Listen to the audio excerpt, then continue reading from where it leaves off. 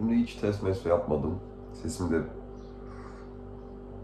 ne kadar iyi geliyor bilmiyorum. Arkadan bir şey ses geliyor olabilir. Bu buzdolabı ya da bir tane fırınların bir şey sesi. Şimdi bayağıdır da video çekmiyorum. Yorumlardan bir tanesinde birisi etikle alakalı ne düşünüyorsun tarzı böyle bir şey sormuştu galiba. Bu da çok genel bir soru olduğu için ilk başta etikle alakalı şöyle konuşmak, etik ve estetikle alakalı biraz konuşmak istedim. Şimdi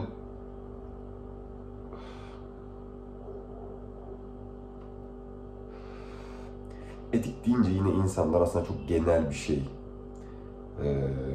olarak kullanıyor. Genel bir kullanım var etiğin. Ahlaklı mı bu? Bu etik mi mesela? Etik mi diye soruyor.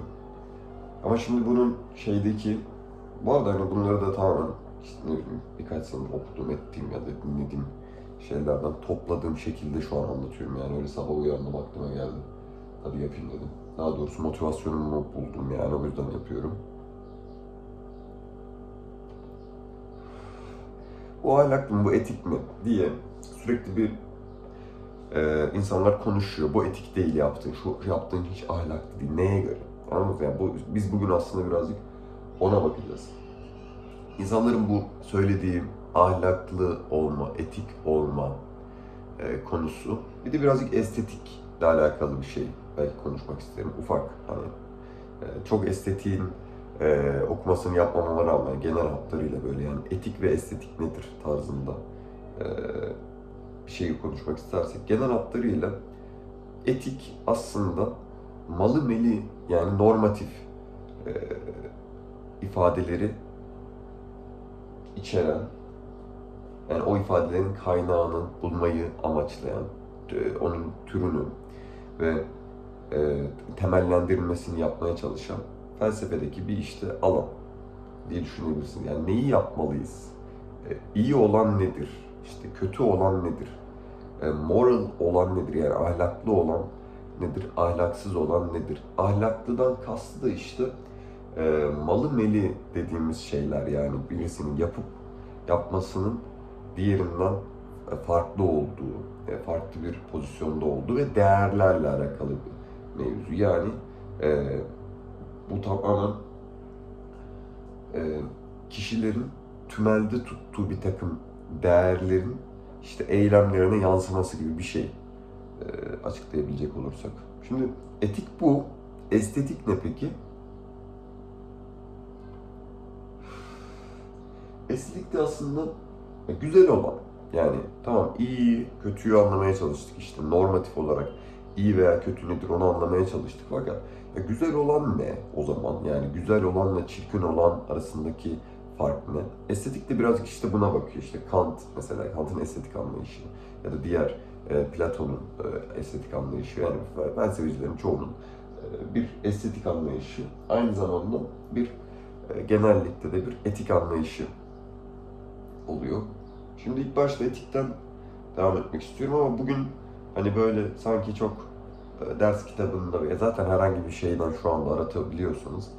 Genel hatlarıyla böyle etiğin ekolleri nelerdir onları görebiliyorsunuz. Ben onlardan birazcık bahsedeceğim tabii ama e, bir de bunun aslında günlük hayattaki iz düşümlerinde benim rahatsız olduğum belki de ya da ne bileyim anlamlandıramadım. Hani rahatsız olduğum demek de çok da doğru olmaz belki de ama anlamlandıramadım. Ya bu niye böyle? İnsanlar niye böyle yapıyor ya da insanlar bunları niye önemsemiyor belki de diye düşündüğüm şeyler oluyor. Çünkü genel hatlarıyla e, şöyle bir kendi içimde çok da yakınlarıma ya da ne bileyim arkadaşlarıma bahsetmesem de düşündüğüm bir şey oldu. Mesela günlük hayattaki yapmış olduğumuz konuşmalarda bile bir şeyin malı meli olduğunu yani bir şeyin yapılması gerektiğini ve yapılmaması gerektiğini, bir şeyin ahlaklı ya da ahlaksızca olduğunu çok kolayca kullanabiliyoruz. Bu arada hani bunu sanki ben de yapmıyormuşum gibi de değil. Ben de yapıyorum mesela zaman zaman ama bunu işte herkesin olduğu gibi bir mantıki temellendirmeye oluşturmaya, bir arka plana tutmaya çalışıyorum. Arka planda bir temelle, bir temel kaideyi alarak oradan aşağı doğru tikel bir olaya kadar indirgemeye ve indirgeme ediyorum. İndirgemecilik yapmaktan yapıyorum demek istemedim orada. Yani o tümel kaideden, o tikel olaya dair bir aslında hüküm veriyorum. Çoğu kişiler aslında da genellikle böyle yapıyor diye düşünüyordum mesela. Yapıyor da. Ama bazen yapılmıyor. Bazen yapılmamasının sebebi de aslında bana burada işte etik konusunda insanların çok flexible, yani çok esnek ve keyfi olabildiğini düşündürtüyor. Yani bir yerde birisi için hani usul dediğimiz bir şey var ya, hukuktaki de aynı şekilde, yani hukuktaki o mevzu aslında burada da filozoflar için, felsefi sistemler için de aslında tutarlılık dediğimiz şeye tekabül ediyor. Yani tutarlı olabilmesi gerekiyor sistemlerin veya insanların belirli bir takım kaideleri koştuklarında ve belirli bir takım hükümler verdiklerinde, o hükümler normatif hükümler ise, yani şu yapılmalıdır, bu yapılmamalıdır. Atıyorum sigarayı yere atmamalısın gibisinden. Bunun bir takım usulünün olması gerekiyor. Hangi koşullarda sigarayı yere atabilirsin, hangi koşullarda sigarayı yere atamazsın gibi sorular sorulabilir. Şimdi zaten etiğin o ekollerine de birazcık geçiyor oluyoruz bu tarz konularda. Mesela bunu bile söylediğimizde sigara yere atılmaz, sigara yere atmamalısın diye bir hüküm verdiğimde bile zaten etik olarak 3 ekolde farklı cevaplar verebiliyor bu hükme. Şimdi etikte 3 tane ekol var dedik. Bunlardan birisi deontolojik dediğimiz, deontoloji olarak adlandırılan, yani tümel olarak değişmeyen kaideler dediğimiz, yani her koşulda aynı şekilde yapılmaması gereken, yani bir şey etikse, ahlaklıysa, morally good ise o olayın koşullar fark etmeksizin her zaman ve her zaman ahlaklı veya ahlaksız olduğu. Örneğin adam öldürmek, hadi adam öldürmek demeyelim şimdi, birazcık daha şey bir örnek veriyorum, daha böyle soft bir örnek olsun. Yalan söylemek olsun mesela. Bak, soft bir örnek derken böyle bir hiyerarşi gibi koyuyor gibi bir şey oluyor aslında.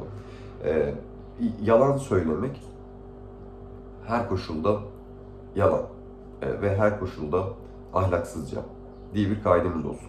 Şimdi deontolojik etik diyor ki yalan söylemek her türlü yanlış, yapmamalı, insanlar bunu yapmaması gerekir. O yüzden işte her zaman verilen örnek o. Kapıda birisi var. Sonrasında evinde de bir arkadaşın var ya da annen, baban, kardeşin var. Ve kapıdaki adam silahı doğrultup sana diyor ki baban evde mi? İşte ya da annen evde mi? Diyor. Şimdi sen doğal olarak yani biz ne düşünürüz? Yani abi sonuçta babanı evde olmadığını söylemelisin. Yani yalan söylemelisin ki hani adam vuracak, yoksa hani diğer türlü babanı içeri alıp içeriye girip ondan sonra babanı vuracak. Öyle senaryo, bu tarz bir senaryo, yani ince detayları çok hatırlamıyorum. Hani bu senaryoda biz doğal olarak, tabii olarak ne düşünürüz? Abi yalan söyle, çünkü o anda iyi olan, yani genel, total iyi olan, total ne denir ona, faydası çok olan, şimdi faydası dedik, oraya geleceğiz zaten. Yalan söylemem, çünkü adam ölecek diğer türlü. İşte deontolojik etik diyor ki hayır abi, sen orada da yalan söylersen ahlaksızca bir şey yapmışsın. Şimdi burada da şöyle bir kaydı oluyor. Yalan söylememelisin ile o söylediğin yalan yine ahlaksız demek arasında orada ince nüanslar var zaten. Şimdi oralara hiç girmeyeceğim. Hani bazıları şöyle söyleyebilir, hani o normatif olan şey ile ahlaksızca olan şey arasında ince detaylar olabilir. Bazı şeyler bazen kendi tümel kaidesi olarak ahlaksızcadır ama normatif değildir gibisinden böyle açıklamalar getirilebilir. Tabii o da bir tutarsızlığa da gidebiliyor. O zaman nasıl ayır diyorsun vesaire tarzında. Şimdi bu deontolojik etik bunu söylüyor. Yani tümelde bir takım ahlaklı olan şeyler ve ahlaksız olan şeyler var. Bunlar tümel kaideler. Ve bunlar koşul fark etmeksizin ahlaksız veya ahlaklı. Devam edersen yapılmaması gereken veya yapılması gereken eylemler bunlar. Bunun yanında, bunun karşıt ekolü belki diyebileceğimiz biraz daha aslında genel hatlarıyla aynı. Tam karşıt ekolü ama arada bir ekol daha var işte. O ekole de giriyor olacağız. Diğeri de faydacı etik. İşte bazıları sonuççu, consequentialist mesela diyebiliyorlar. Yani bu ne deniyor? Bu ne diyor? Bu abi genel olarak total faydaya bakılır. O yani koşuldaki total faydaya bakman gerekir diye söylüyor bu etikte. Yani utilitarian şeye de benziyor birazcık ama yani oradaki utilitarian ekolün yani consequentialist ekolün altında utilitarian bir yönelim de var. Ama bu sadece her zaman işte total fayda olarak da anlaşılmayabilir. İşte ne bileyim total iyilik olarak da değerlendirilebilir. Ya da en az zarar olarak vesaire de değerlendirilebilir. Yani burada yine farklı oralarda ekoller yani aşağı indikçe değişiyor. Farklı açıklamalar getiriliyor. Ama bunun genel hatlarıyla söyleyecek olursak şunu söylüyor. Abi böyle tümel bir şey yapamayız. Sonuca bakmamız lazım. Kontekste bakmamız lazım. Bir olay belirli bir zaman içerisinde, belirli bir mekanda, belirli aktörlerle birlikte doğru olabilir.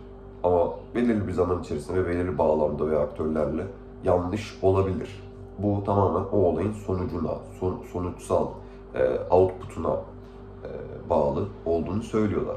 Bu da tamamen işte o deontolojik etiğin karşıt kampı olarak değerlendiriliyor genellikle. Şimdi bana soracak olursanız ben birazcık daha sonuççu etik taraftarıyım. Çünkü tümel kaideler yani bana çok makul gelmiyor içten içe düşündüğümde. Tabii ki de yani şöyle bir düşünce olabiliyor yani burada da bir usul tutturmanın önemi gerekli. Yani çünkü biz sonuççu olarak baktığımızda çok relativist de olabiliriz. Zaman geçtikçe ve koşullara göre sanki kimsenin hiçbir suçu yok. Ve tamamen koşullar etkili de diyebiliriz. Bu birazcık daha işte yapısalcı açıklamalara gidiyor. Yani yapısal faktörler, yapısal sebepler, iradi faktörler veya iradi sebepler değil. Yani kişilerin kendi iradesiyle yaptıklarından ziyade baktığında bütün yaşanılan olayların hepsinde bir parametre var, bir background var ve bir hikayedeki o arka plandan gelen bütün parametreler, bütün diğer farklı sebepler bunlara günün sonunda o aktörlerin öyle bir eylem yapmasına sebep oluyor ve o nedensellik zincirinde o aktörün cidden bu eylemden sorumlu olup olmadığını belki de anlayamıyorsun gibisinden öyle eleştiriler de gelebiliyor. Zaten hani bunlar da makul eleştiriler olarak düşünüyorum ama genel hatlarıyla baktığımda bu faydacı ve sonuççu etik anlayışı bana tümelden daha makul geliyor. Sebepleri ne? Çünkü sebepleri aslında yani en az önce vermiş olduğumuz örnek gibi yani. Çok basic bir örnek.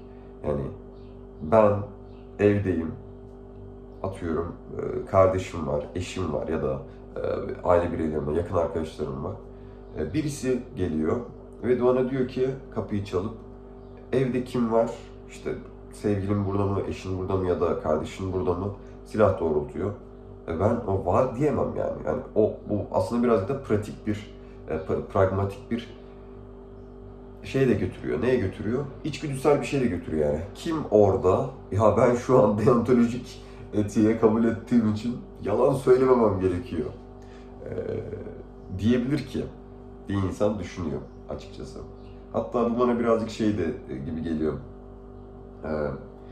İşte İslam literatüründe veya İslam ekollerinde bir takım yani biraz böyle selefice bir düşünceye de aslında götürtüyor beni. Halbuki hani mevzu birazcık daha şartları ve bağlamı okuyabilmekte ama ne demiştik işte o tarihselciliğe de belki de o yapısalcılığa da şimdi o farklı ekoller öyle düşünüyorlar yani tarihselci bir yöne de çok kaymamak gerekiyor belki de diye düşünüyorlar. O zaman da çünkü hiçbir şeyin sanki elle tutulur, bir kaydı kalamaz. Her şey relatif bir şeye dönüşebilir. Her şey bir sebebine, onun bir neydi ya? Onun bir önceki sebebine dayandırabilirsek, o amacıyla birlikte okuduğumuzda, yani bunun söylenme amacı veya bunun denme amacı başka bir adı nedir, kaideye bağlı. O yüzden o kaideye kadar inebilirsek her şey böyle çok relatif bir şeye dönüşebilir diye korkuyor olabilirler mesela. Ve işte bazı tarihselci ekollere olan eleştiriler de buradan mesela gelebiliyor. Yine bu consequentialist etiğe geldiğimizde de yani bu tarz bir aslında eleştiri getirilebiliyor. O yüzden birazcık da mesela Enis Doko tarafından da böyle birkaç dinlediğim yayını vardı. Onun da böyle bir formülü var. Kendisinin bu formülü de birazcık bana aslında şey yapıyor, yani yakın hissettiriyor. Bu erdem etiğiyle şimdi üçüncü ekole geldik. Bu erdem etiği, işte virtue etik dediğimiz şeyden de geliyor, işte Aristo'dan beriden gelebilen bu virtue'ların, belirli bir takım virtue'ların olduğu ve bu virtue'ların aslında kendi içerisinde bir orana sahip olduğu, yani o oranın sürekli değişken olabildiği ve insanın o oran içerisinde kendisini törpüleyip veya işte bazen arttırıp, mesela eğer çok korkak bir bireyse işte o korkusunu işte yenmeye çalışıp birazcık da cesaretini arttırmaya çalışması gereken, veya işte biraz bencil bir insansa, çok işte para göz veya böyle paylaşamayan bir insansa o özelliğini de törpülemeye çalışan, böyle bir kişilik oluşturmaya yönelik, yani kişiliği, karakteri oturtmaya yönelik ve karakteri inşa etmeye yönelik bir erdem anlayışı. Bu da bir aslında etik ekolü günün sonunda. Hani buradaki mevzu var olan olaylarda o belirli bir takım virtue'ların, o belirli bir takım erdemlerin o olaylar içerisinde nasıl bir oranda bıraktığı seni, yani bir davranış sergiliyorsun, bir olay, bir kontekst içerisinde. Bu kontekstin, bu olayın içerisindeki sen aslında orada gerekli erdemleri sağlayabildin mi? Gerekli erdemleri sağlayabildin mi? Gerekli erdemleri gerekli düzeylerde mesela sağlayabildin mi? Gibi düşünebiliyor insan. Hani sürekli sosyal medyada falan da çıkan şöyle bir video vardı bir sıralar, bir ara yoğundu galiba. İşte bir çığ düşüyor. O çığ düşerken bir aile işte bir teras gibi veya böyle bir balkon tarzı bir yerde yemek yiyorlar. O sırada baba aileyi bırakıp kaçıyor mesela. Hani bunu böyle bir farklı ekollerden değerlendirdiğimizde mesela şimdi bilmiyorum, deontolojik etik şunu söyleyebilir yani. Aile, onda artık hangi kaideyle, hangi tümel kaideyle, oraya diş yolu da önemli. İşte zaten oradaki bir eleştirilerden birisi de yani o tümel kaideyi nasıl edineceğimiz. Farklı açıklamalar var. Orası artık biraz da meta etik tarafına gidebilir yani. E, işte ahlakın temelini oradan tutmaya çalışıyorsun. Veya oradaki kaidenin nereden geldiğini bulmaya çalışıyorsun vesaire. Bu biraz gidebilir. Çok olmasa da. Bir bu var. İkincisi işte oradaki deontolojik etik ekolü mesela, yani eğer şuna kabul ediyorsa aile bireylerini korumak etiktir, ahlaklıdır, korumalısındır gibisinden bir şey kabul ediyorsa, o adamın yaptığı sanki yanlış gibi geliyor. Ama sonra sonuççu etiğe bakıyorsun.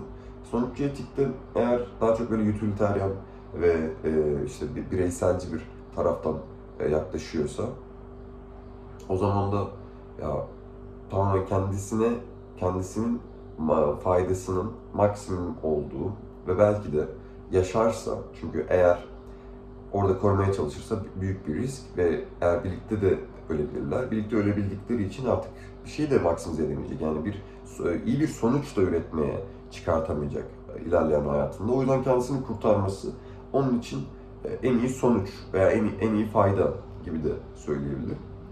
Bunun yanı sıra erdem etiği birazcık daha burada işte o erdemi de bulduğun zaman, o erdem mesela ne bileyim e, iyilik yapmak bir erdem gibi düşünebilirsiniz. İşte merhamet etmek gibisinden. Bunlar bir erdem olarak düşündüğümde sanki orada o erdemleri çok doğru bir şekilde yansıtamamış hani ve gerçekleştirememiş. Velev ki gerçekleştirse bile gerekli oranda belki de e, bu eylemi sağlayamamış gibi geliyor. O yüzden bu ekoller aslında günün sonunda farklı olaylara, aynı olaylara farklı açılardan bakıp değerlendirme sağlayabiliyor. Benim açımdan ben birazcık da sonuççu artı erdem etiğiyle karışmış bir böyle bir etik anlayışını birazcık da makul buluyorum. Sonuçta bir de şöyle bir şey olması gerekiyor. Bu sadece günümüz dünyasındaki e, sonuççuluktan ziyade birazcık daha işte geçmiş dünyadaki, geçmiş zamanlardaki sonuççuluğu da anlayabilmek gerekiyor. Yani geçmiş toplumların nasıl bir norma sahip olduklarını, bunu hangi sebeplerle e, planladıklarını ve bunun nasıl bir sonuç verdiğini ve günün sonunda e, buradaki motivasyon, arka plandaki bazı eylemlerin motivasyonunu anlamak için bence e, güzel bir aslında anlama yöntemi diye düşünüyorum burada. Çünkü peşin hükümler birazcık benim için zor. Bir şeyin ahlaklı veya ahlaksız olduğunu söyleyebilmek için o kadar direkt peşin hüküm vermek bana biraz daha zor geliyor. Bunlar için bu farklı ekollerin penceresinden olaylara bakabiliyor olmak ya da bakmaya çalışmak, başka insanların bir eylemi yaparken bunları neden yaptığını ve bunu yaparken aslında bu ekollerden hangisine dayanarak da belki de yaptıklarını anlayabilmek önemli.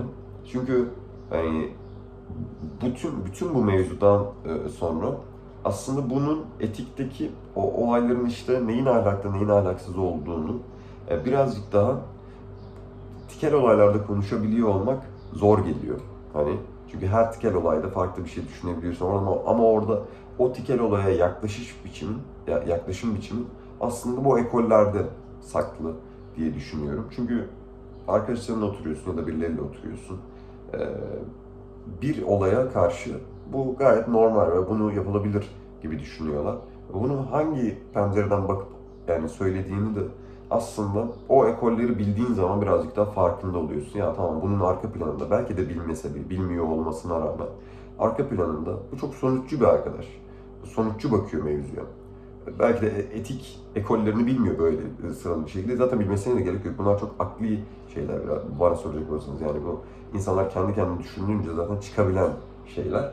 Ama ismen bilmiyor veya işte bunun bir ekol olduğunu düşünmüyor. Ama içten içe o olayda böyle bir hüküm veriyor. Çok sonuççu bir hüküm veriyor. Fakat ertesi gün ya da başka bir gün yine benzer bir olaydan belki de çok deontolojik bir şekilde hüküm veriyor. Burada da işte bir tutarsızlık var gibi geliyor bana.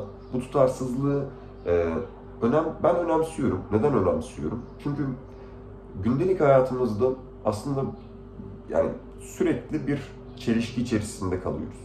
Yani bu cognitive dissonance dediğimiz işte bu değerlerimizle yaptığımız eylemler arasında bir takım bir çelişkiler ve oluyor ve belki de gerilimler oluyor. Yani çelişki demek istemeyenler için diyorum. Gerilimler oluyor ve bu gerilimleri içten içe düşündükçe çözmeye çalışıyorum. Ben kendi içimde söylüyorum. Ya ben neye inandım veya neyin benim için değerli olduğunu anlamaya çalışırken şöyle bir eylem yaptım. Bu eylem acaba bu değerimle uyuşuyor muydu? Bu eylem acaba benim için e, tutarlı mıydı? Veya başkasının bir eylemine karşı bir hüküm veriyorlar. Bunlar bu arada hani tamamen sözlü olmak zorunda değil. Bu şey olarak söylemiyorum. Yani sanki her gün insanlarla oturup şu başkalarının yaptığı eylemleri hükümlemek ve yargılamak olarak da söylemiyorum bunu. Bu tamamen hem insanlarla konuşurken değerlendirebiliyorsunuz bazen sohbet esnasında. Bazen de tamamen birisini görüp veya bir şeyi görüp sosyal medyada, dışarıda, bir yerde ona karşı bir hüküm veriyoruz biz. Yani ona karşı bir düşünce üretiyoruz.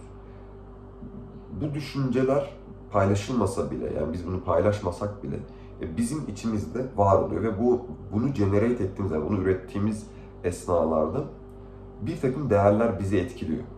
Ama bazen bunun farkında da olmuyoruz. Bazen bu üretilen şey tamamen taklidi bir şey oluyor. Yani bir şeyin yanlış olduğunu düşündüğümüz için, başkalarından sürekli bu yanlıştır, bu yanlıştır diye duyduğumuz için biz de öyle bir şey gördüğümüzde tamam bu yanlış o zaman deyip direktman hüküm verebiliyoruz. Belki de onun hiç yanlış olup olmadığını düşünmemiş olmamıza rağmen bunu direktman yapabiliyoruz, taklit ederek yani. Bu mevzu birazcık bu şekilde benim için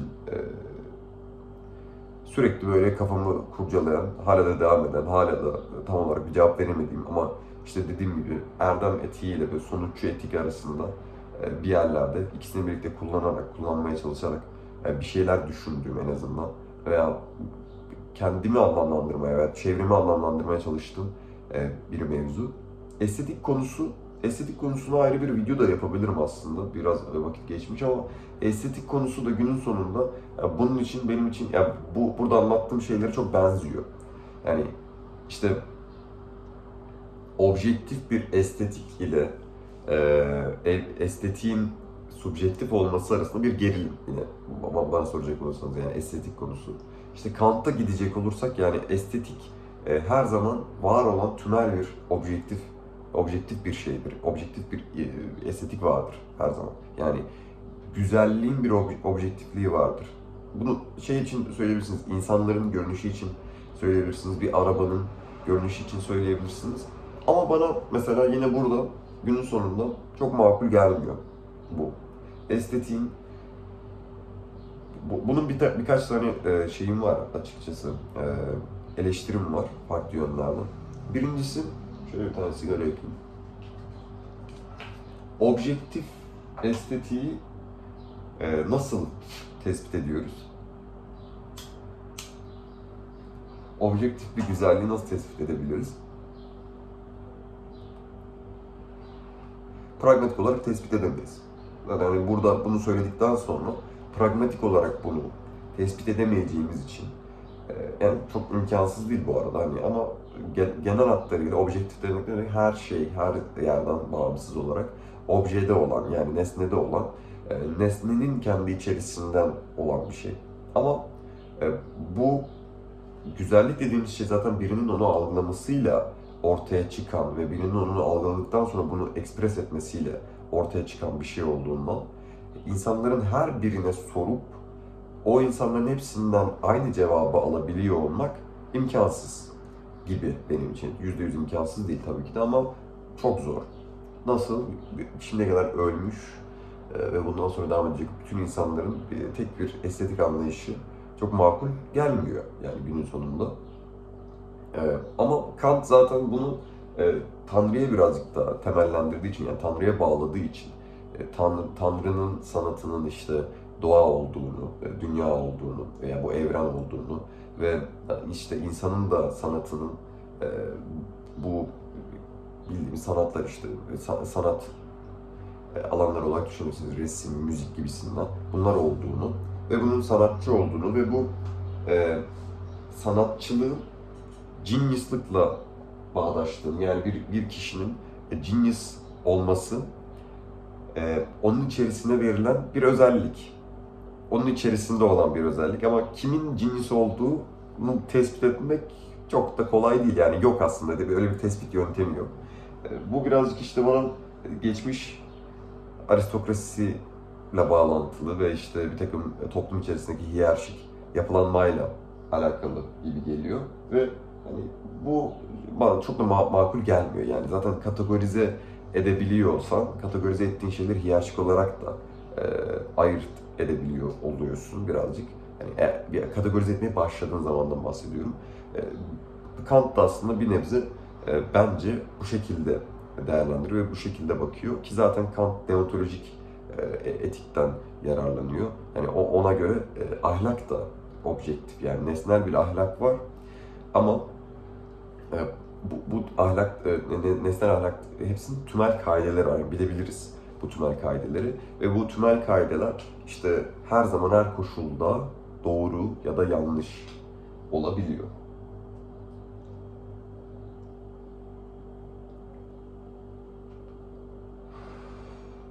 Genel hatlarıyla böyle işte bir şeyler konuşmak istedim. Etik ve estetikle alakalı. Evet. Bugünlük bu kadar diyelim. Görüşmek üzere. Dikkat edin.